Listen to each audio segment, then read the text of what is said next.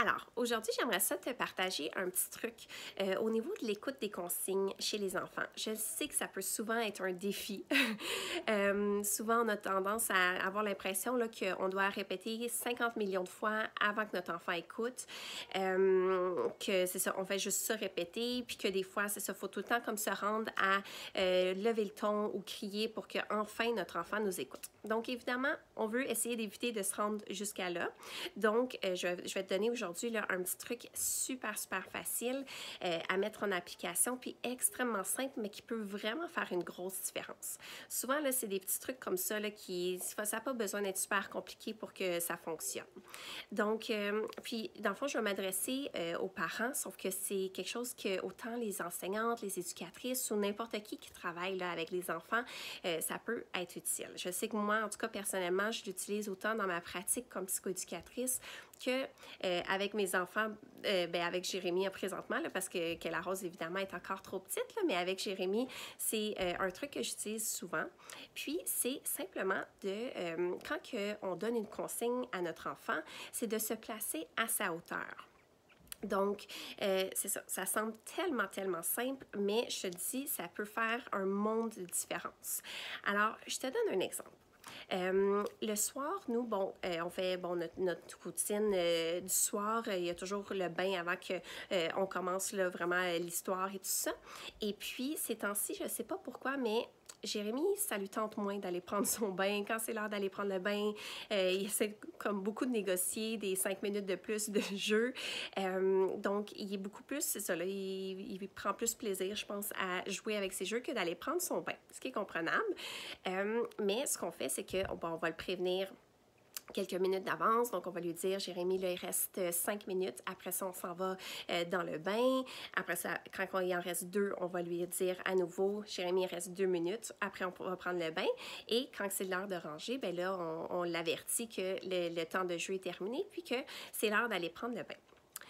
Par contre, ce que je remarque souvent quand on donne une consigne à un enfant, par exemple, si on va lui dire à ce moment-là de ranger ses jouets pour venir dans la salle de bain pour prendre son bain, des fois, on est en train de faire autre chose. Donc, peut-être que, par exemple, si je suis en train de faire la vaisselle, et puis, j'avertis Jérémie, là, je lui dis, OK, Jérémie, c'est le temps de ranger, on s'en va dans le bain, puis moi, je suis encore en train de faire de la vaisselle.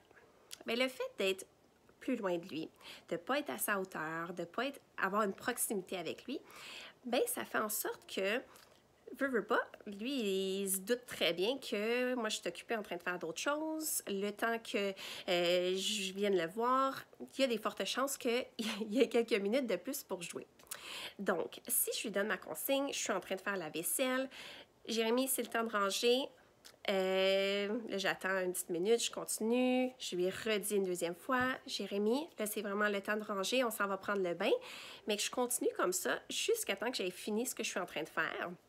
Puis que là, finalement, peut-être que je lui ai demandé 4, 5, 6, 10 fois. Puis, au final, dans le fond, lui, pendant ce temps-là, ben, il a juste continué de jouer alors que je lui ai demandé vraiment plusieurs fois de terminer de jouer puis de venir prendre son bain. Ce que ça fait, c'est que notre enfant, en fait, il comprend très bien que même s'il n'écoute pas du premier coup, il va quand même y avoir un certain gain parce que il peut continuer de jouer. Comme nous, on n'est pas disponible nécessairement à aller justement au bout de ce qu'on lui demande comme consigne. Donc, ce que je te conseille vraiment de faire, c'est que ce que tu es en train de faire, que ce soit la vaisselle, parler avec ton conjoint, ranger la table, peu importe, c'est d'arrêter ce que tu fais et de t'approcher de ton enfant, te mettre à sa hauteur, puis là, de lui donner la consigne. Puis, en fait, ça va avoir 2 répercussions vraiment positives sur l'écoute des consignes. La première, c'est que, bien, si je m'approche de Jérémie, je me mets à sa hauteur, je lui dis, Jérémie, regarde maman, là, dans le fond, on va avoir un contact visuel. Déjà là, la première répercussion positive, c'est que je vais avoir son attention. Alors que quand je suis dans la cuisine, lui est dans le salon, je lui demande de ranger, lui, il m'écoute à moitié, il est en train de jouer avec ses jouets, puis c'est ça, il est pas tout à fait concentré sur ce que je lui demande, ou en tout cas, il ne veut pas tant entendre ce que je lui demande. Alors que quand je m'approche, puis là, je viens chercher son contact visuel, ça fait en sorte que souvent, il va arrêter ce qu'il fait. Et là, j'ai beaucoup plus son attention il écoute beaucoup mieux ma consigne, il y a plus de chances qu'il la mette en application. La deuxième chose, c'est que quand justement je m'approche, ben, je lui montre que je suis disponible à mettre l'application, dans le fond, à mettre en application puis à l'accompagner pour qu'il fasse ce qui est demandé. Donc, si je m'approche, je lui demande de ranger ses jouets. Bien là, je peux aussi utiliser d'autres stratégies. Là, des fois, là, surtout, Jérémy, là, il y a bientôt 3 ans. Donc, c'est sûr que si je lui demande juste une consigne comme ça, bien, souvent, il va falloir que j'utilise d'autres stratégies comme maman va t'aider, viens, on va ranger, toi, on en met chacun un dans le sac ou une autre stratégie comme ça pour justement l'amener à se mettre en action puis à ranger.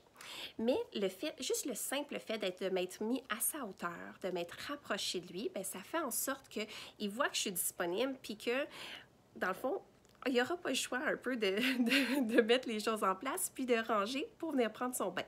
Alors que quand j'étais loin, bien là, c'est sûr que lui, dans sa tête, il n'est pas fou, hein? Il se dit peut-être que maman, il en reste un petit peu de vaisselle à faire puis que je vais gagner quelques minutes de plus de jeu. Alors, c'est un truc tellement simple, mais qui peut tellement faire une différence parce que, justement, les deux choses que je vous ai nommées, bien, ça fait en sorte qu'on a l'attention de notre enfant, il écoute réellement ce qu'on est en train de lui demander.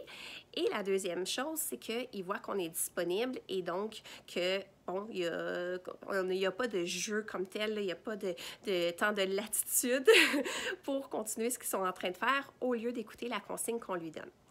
Donc, je vous invite vraiment à mettre ça en application, à l'essayer. C'est à force de le faire aussi là, que ça a souvent des répercussions positives.